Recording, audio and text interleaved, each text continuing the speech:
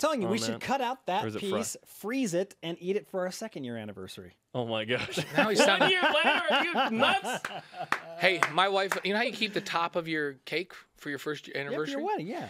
We took our beautiful cake and we put it in the freezer. That top thing in a 1-year anniversary came. We put it on the thing and this frosting thawed out.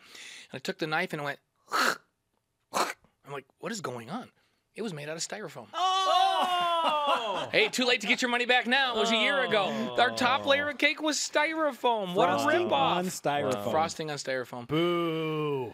Needless to say, we didn't eat it. We went and got some eclairs at the store to celebrate our first anniversary. That's good. That's a good backup. That was 31 years ago. Another first that I'm very excited about. After further review, tonight, a brand new show, 1 hour long digital telestration film session breakdown. Dave McCann, Blaine Fowler, I believe tonight. Brian Logan and David Nixon are on the show as well. It's going to be awesome. It's going to be so fun because in the past with True Blue, we haven't had a chance to really break down the games the way we'd like to or preview the teams because it covered all sports and we just kind of touched on a lot of things. This is a full hour to just dig deep, look at the key plays from the previous game, really give you a scouting report for the next game that's coming, and talk some individual things. Why did this play work? Who threw the key blocks? Why defensively were they able to shut this down? So it's going to be fun, and we've got a great digital system to be able to diagram plays and show people what's going on. So it's going to be fun. We'll have it every Tuesday night, 8 Eastern. On BYUtv. It's going to be great. There's a replay as well at 11 Eastern. Right. Top-tier, state-of-the-art technology. Yeah, the system we use is called the MVP system, and it's an amazing system to telestrate what's going on. We can highlight, we can show you speed, it's going to be fun. Distance, circles, flashes, all this stuff. We use it on the pre- and post-game shows. We use it within other live events, so you've kind of seen it if you paid attention. Now we can display it. 1 hour. I can't wait. It's going to be awesome. Blaine Fowler with us on BYU Sports Nation National Champion Quarterback at BYU and BYUtv Analyst. Let's go back to now talking about Texas. We just talked to Dallin Leavitt after practice, and the mindset there is, understandable. We're just kind of one practice at a time. Let's stay focused. We liked what we saw at UConn. I've heard this a million times before. Yeah, exactly. And they teach those guys what to say, don't they? Right. But you want that focus, right? I get that part. So the focus is good. But you, Blaine, can be super editorial, and that's why we love to have you on set. One game at a time. I'm already looking to Central Florida right now. I'm looking at Cal. I watched the Cal Northwestern game last night. I've already looked at the whole schedule and decided that Cal's better than we thought, and everybody else is worse than we thought. Virginia's better. Virginia's better than we thought. You're right. Houston. What happened to Houston? They got crushed by San Antonio. BYU's fans need to be rooting for everyone on that schedule to play well. And they went 4-7. It was a disappointing first week. For schedule watchers, which we can all be, because we don't have to focus one day at a time. We can focus a whole season at a time if we want. Blaine, you were a quarterback, and you understand the dynamic of the center-quarterback communication relationship. Texas not only loses their starting quarterback, David Ash, but Dominic Espinoza, their starting center for the last 3 years.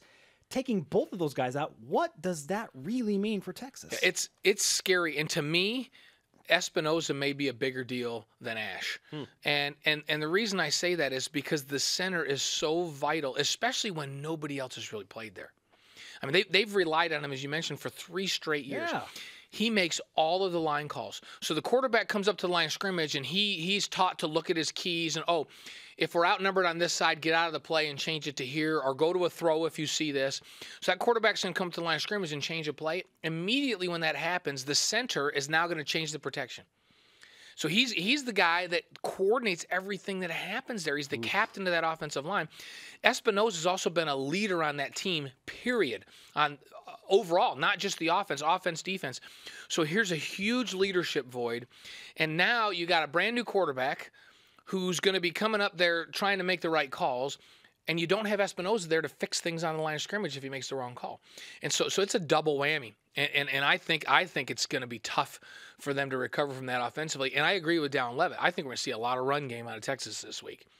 Quarterback run and handed it off to those talented tailbacks and try to pound the rock at BYU and see if they can do it. Certainly, they're going to want to win the time of possession. They probably will because BYU goes fast and goes hard anyway. But they're going to want to hold on to the ball as long as they can and pound it at BYU because that's the strength of the team now. It has to be. If the secondary is better, you can load the box a little more, right? Yeah, and you can, and the thing that you want to do as BYU is you want to be aggressive because you know you're going to see a lot of run, but you want to be careful to not put your secondary in a position to give up big plays over the top.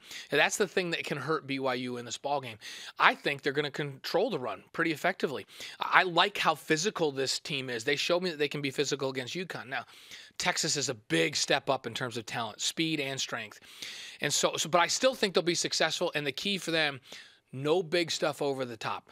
Keep things in front of you. If you're going to give up a throw on a play-action pass, make sure it's in front of you and come up and make the tackle. So what if they get an 8-yard game? Make them drive 14 or 15 plays.